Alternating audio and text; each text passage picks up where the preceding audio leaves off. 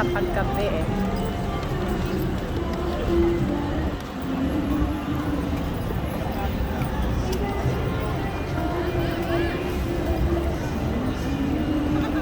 Gutom na ako. Ito yung pedestrian lane nila na kulay rainbow. Di ba cute? Kulay rainbow siya.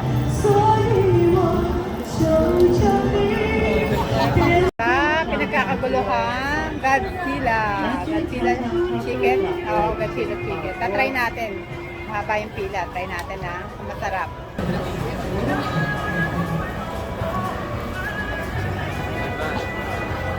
不用侵权了，我帮你。 May chain ka dun. Iba-ibang. 哎，请客。 Papakita 对 na 对对，给我。307号来宾，阿妈妈你在哪？餐点好了，快来拿。点了。 Yan yung price nila. Wala na.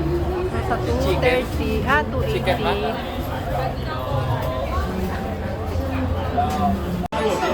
Dalawang box. Dalawang ano. Parang 500 pesos ano. Yan. Yung Godzilla. Squid and chicken pala siya.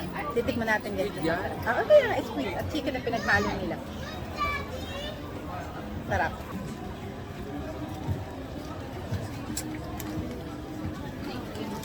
Sobrang sarap niya guys.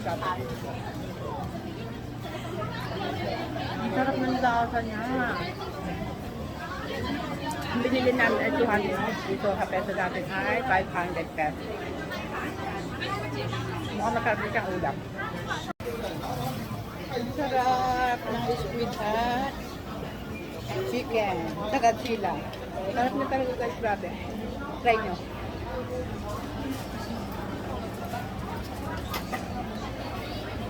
Dito tayo kain. Taiwan top nut. Try natin guys. Masarap daw dito. Dito naman tayo kakain. Kapatid mo, iniwan mo dun. Na? Magkano? 580. 580 times 2 ano? 1,000. 1,000. Ayan. Napakarami ng serving. Mukha siyang masarap. Tapos na kami kumain sa mga masarap na kainan dito. Inabot ako ng ulan.